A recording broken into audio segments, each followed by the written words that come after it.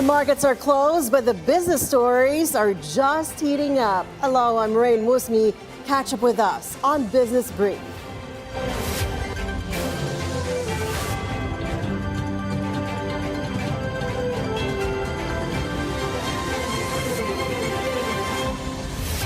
Former central banker Mark Carney will succeed Justin Trudeau as Canada's Prime Minister.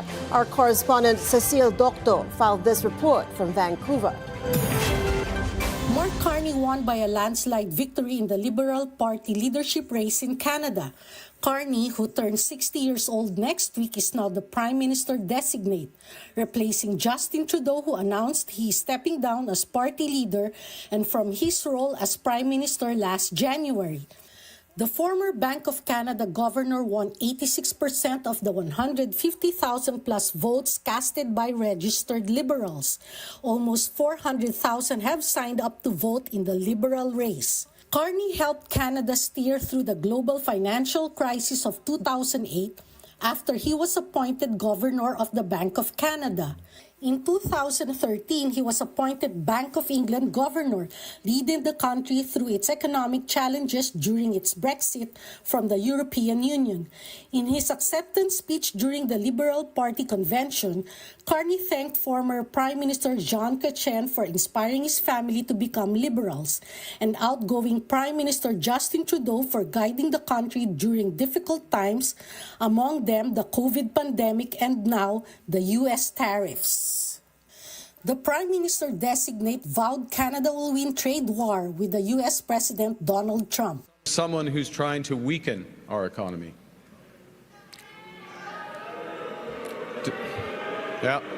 Donald Trump.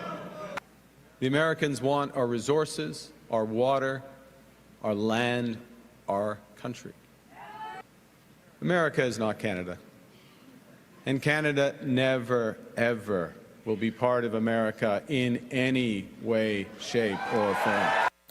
Carney does not have a seat yet in the House of Commons, but he is expected to call an election before the Parliament returns on March 24. Cecile Docto, Bilyonaryo News Channel, Vancouver, Canada. U.S. President Donald Trump deflected concerns about risks of an economic slowdown. Asked on Fox News Sunday Morning Futures whether he's expecting a recession this year, Trump declined to address the question, saying only that the U.S. economy faces a period of transition. Trump dismissed the idea on March 6 that his latest reversal on tariffs against Mexico and Canada had any influence on investors. Trump's on-again, off-again tariff policies have rattled investors, triggering a sell-off in technology shares and levels of volatility not seen in years.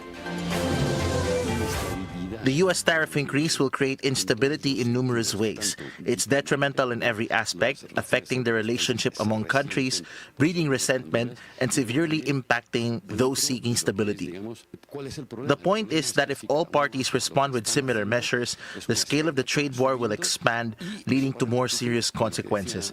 As I mentioned earlier, it could trigger inflation and economic and trade crises, hindering economic growth.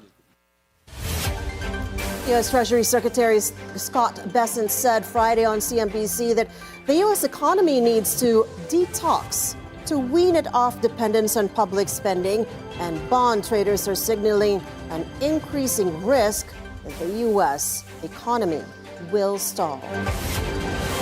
While the U.S. Central Bank will be in no rush to cut interest rates,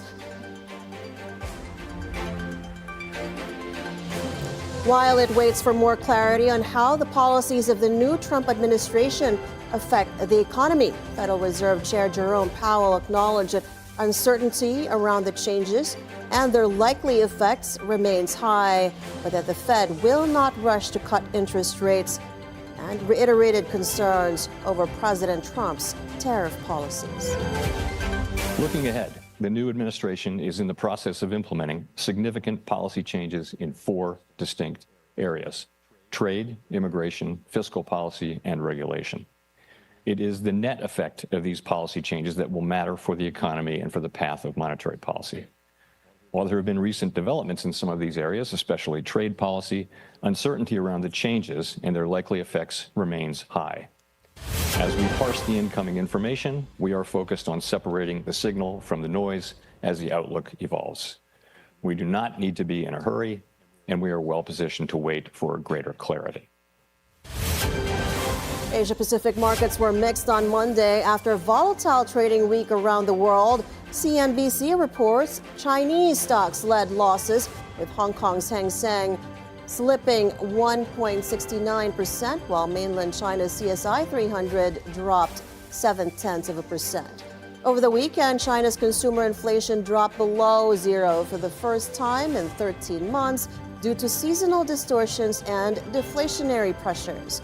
Japan's benchmark Nikkei 225 led gains in Asia, rising about 0.5% in choppy trade. South Korea's Kospi added also 0.5%, while Australia's ASX 200 rose 0.2% after closing at a 6-month high in its previous session. At the currency exchange, most Asian notes continued their appreciation Monday after a gauge of the dollar finished its worst week in over 2 years last week. That's as traders turn sour on U.S. exceptionalism, giving rise to expectations that trade policies will slow down growth in the world's largest economy. Bitcoin fell on Monday as volatility in the price of the world's largest cryptocurrency continues following an executive order signed by President Trump to create a strategic Bitcoin reserve for the United States. Bitcoin was trading at around 82,200 after being down over 5% this morning. The reserve will be funded by coins that have been seized in criminal and civil for future cases, and there are no plans for the U.S. government to buy more Bitcoin. After the strategic reserve announcement last Thursday, crypto prices declined as investors were disappointed it wasn't a more aggressive program.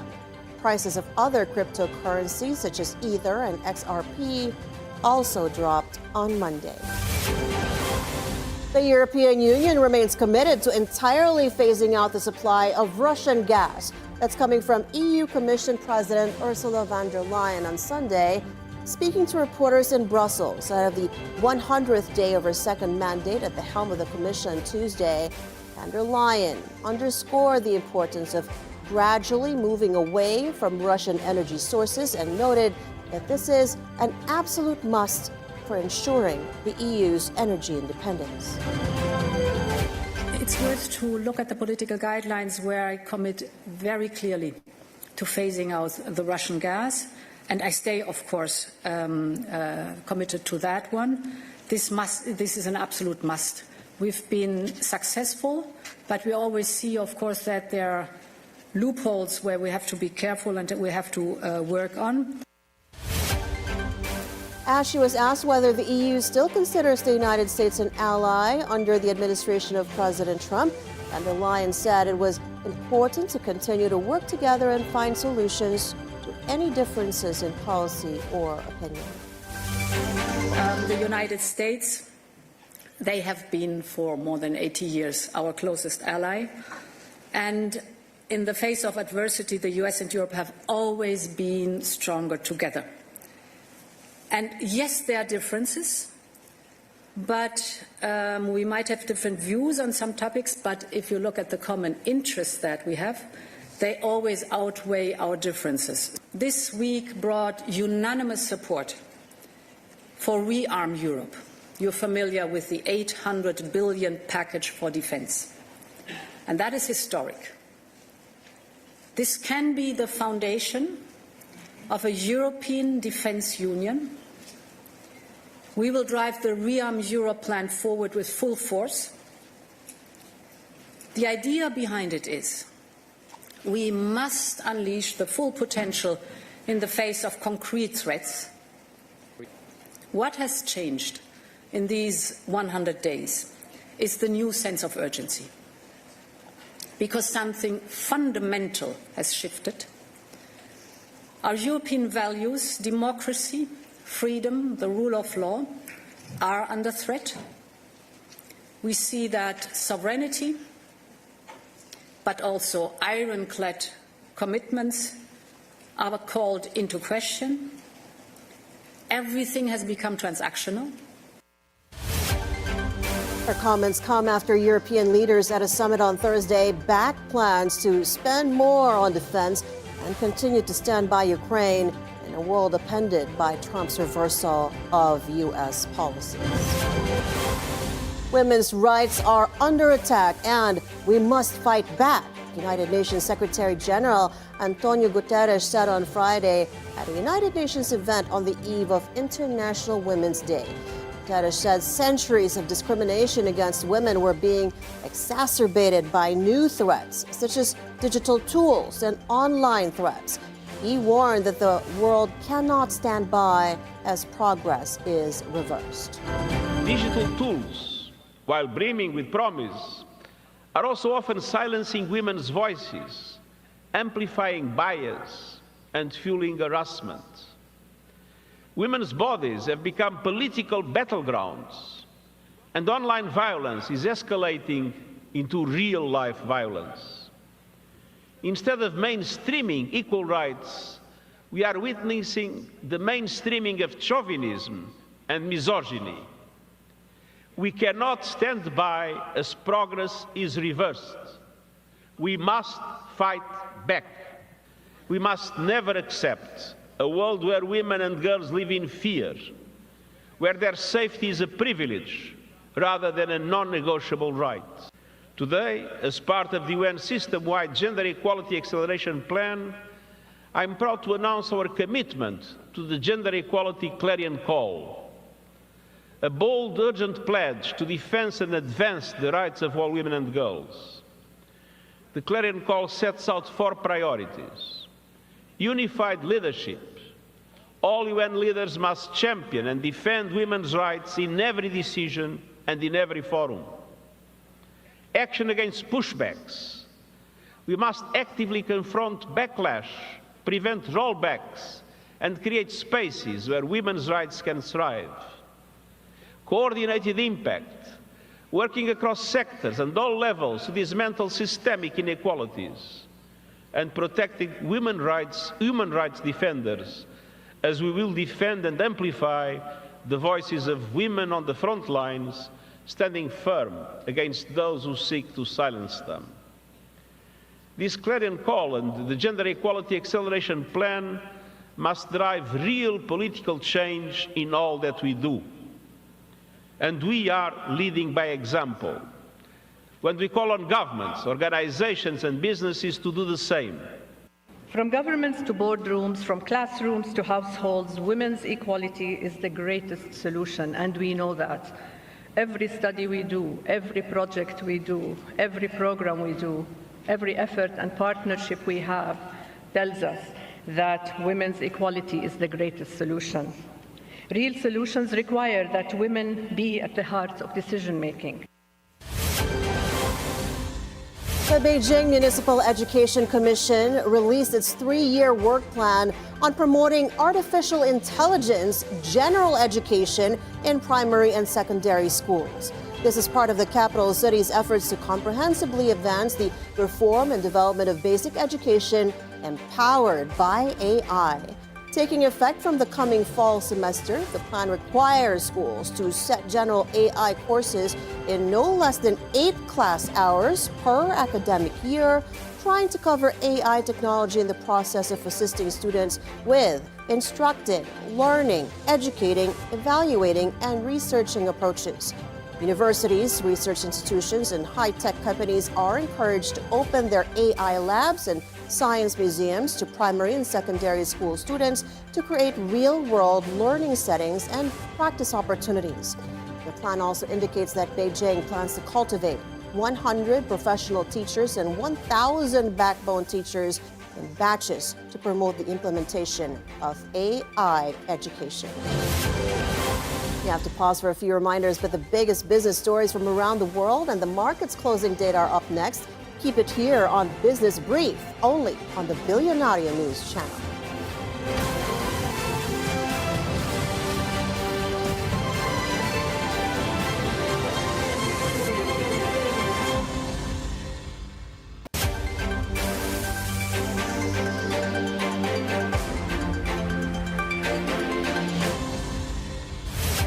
Welcome back to Business Brief. A new ride-hailing app plans to offer commuters a more affordable and environment-friendly transport alternative and drivers a different profitability plan.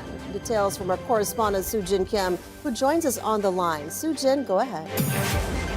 Yes, Raine, a new all-Filipino ride-hailing app is set to launch in April, promising a more affordable alternative to existing transport services. Hail will initially expand its operations to 4 key regions: Metro Manila, Central Luzon, Calabarzon, and Central Visayas. The company targets onboarding at least 500 drivers per region to ensure reliable service coverage. In addition to affordable rates, Hail plans to introduce electric vehicles by the second or third quarter of the year. This initiative aims to reduce carbon footprints and lower fuel expenses for drivers. Meanwhile, unlike other ride-hailing platforms that solely rely on commission-based income, Hail provides a guaranteed minimum salary for drivers, helping them maintain stable earnings. Another innovation under review is the introduction of proxy drivers, a premium chauffeur service for high-profile clients. However, the company is taking a cautious approach, emphasizing strict background checks and security measures before rolling out the feature in the last quarter of the year. Hail also offers insurance coverage for both passengers and drivers, providing additional security and peace of mind for its users. And those are the latest updates from Quezon City. Back to you, Raine. Thank you so much for that report, Sujin Kim. The World Bank urges the Philippine government to expand its value-added tax base and strengthen tax administration to boost revenue collection. The World Bank highlights the need to address tax policy gaps and improve collection efficiency to strengthen the country's fiscal position while funding public services and reducing reliance on borrowing. The World Bank Country Director for the Philippines, Malaysia, and Brunei says a broader tax base would help the government sustain infrastructure investments and social programs without increasing debt burdens. In response, Finance Secretary Ralph Recto assures that the government is studying ways to expand the VAT, including a possible levy on digital services. He adds that tax reforms are crucial to maintaining the country's creditworthiness and attracting more investors. Philippine inflation may accelerate as U.S. President Donald Trump's looming higher tariffs threaten to drive up global costs, potentially impacting local prices. Biwa Ginigundo, former deputy governor of the Bangko Sentral ng Pilipinas and country analyst for New York-based think tank Global Source Partners, warns that U.S. tax cuts could boost spending, while stricter immigration policies may drive up labor costs, fueling inflationary pressures. He adds that the U.S. Federal Reserve may be more cautious about cutting interest rates if inflation remains high. This could weaken the peso if the Bangko Sentral ng Pilipinas cuts rates twice in 2025, potentially widening the interest rate differential between the U.S. and the Philippines. Last February, Philippine inflation slowed to 2.1%, down from 2.9% in January and 3.4% in the same period last year. The Toll Regulatory Board is expected to approve 328 billion pesos worth of expressway projects by billionaire Ramon Ang-led San Miguel Corporation within the first quarter. San Miguel is expanding its tollway network to strengthen connectivity across key economic hubs.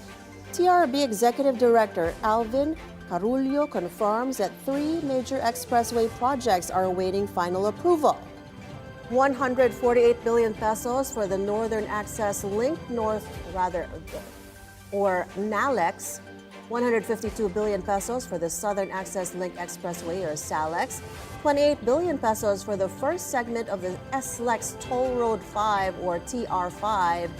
NALEX will connect Metro Manila, Central Luzon, and San Miguel's New Manila International Airport or NMIA, making travel to the country's largest airport more seamless and attracting more business activity in the region. SALEX will integrate the Shoreline Expressway and 3 Metro Manila Skyway Stage 3 extensions, helping to reduce congestion and cut travel time between southern Metro Manila and Calabarzon. Meanwhile, TR5 Segment 1 will link Lucena City to Gumaca in Quezon Province, improving access to the Bicol region, a move expected to boost trade, tourism, and economic development in southern Luzon. Experts attribute the rise in January's unemployment rate to seasonal jobs ending after the holiday rush. On BNC's agenda, Job Street Marketing Head Joey Ucinco explains that demand for retail and food and beverage jobs peaked during the holidays but naturally declined in January. However, Ucinco notes that January offers new opportunities in IT, BPO, fintech, and renewable energy, all sectors showing strong growth. He advises job seekers to keep pace with emerging technologies to remain competitive in the job market. We actually advise them to really upskill, and learn to embrace these things with AI, So, as we often said, AI will not really replace people, but actually people who know how to use AI will replace people who do not know. So, those are the realities of it. Secondly, AI also brings in a lot of new roles, Despite roles being impacted by AI, there will be very new roles that we are seeing now. The Department of Tourism wants Hollywood to look east, inviting filmmakers to choose the Philippines as their next big movie set following the success of hit shows and blockbusters shot in Asia. At a press conference in Los Angeles' iconic Sunset Marquis Hotel, Tourism Secretary Cristina Frasco promoted the Philippines' stunning landscapes from tropical beaches to historic cities as a world-class filming location. She highlighted the Create More Act, which offers tax incentives and perks to attract international productions. With Crazy Rich Asians boosting Singapore tourism and HBO's White Lotus turning its filming locations into global hotspots, Frasco sees an opportunity for the Philippines to become the next big film destination. She also emphasized the country's highly skilled English proficient workforce, making it an ideal hub for international filmmaking. Philippine shares rally to a sixth day of gains, now back to the 6,300 level. The main index finished Monday higher by almost 1% to 6,360, the best performer in the region, though the all-shares counter was lower at about 0.6%. Traders are bullish that after having broken the 50-day resistance, the PSEI may have some steam left to push past the 6,400 level. Advancers outperformed decliners 122 to 76, while value turnover reached 6.4 billion pesos. Mining and oil pushed the PSEI higher, drove the rally, followed by property and holding firms. Billionaire Enrique Razon's port operator ICTSI was the most active but flat, though its sister firm, hotel and casino operator Bloomberry, is among the top advancers by about 16%. Gokongwei's URC and Tony Tan Kakyong's Jollibee Foods Corp are higher by over 3%. Meanwhile, the foreign exchange market, the peso is currently trading at 57.33 to the U.S. greenback, weaker than Friday's close of 57.21.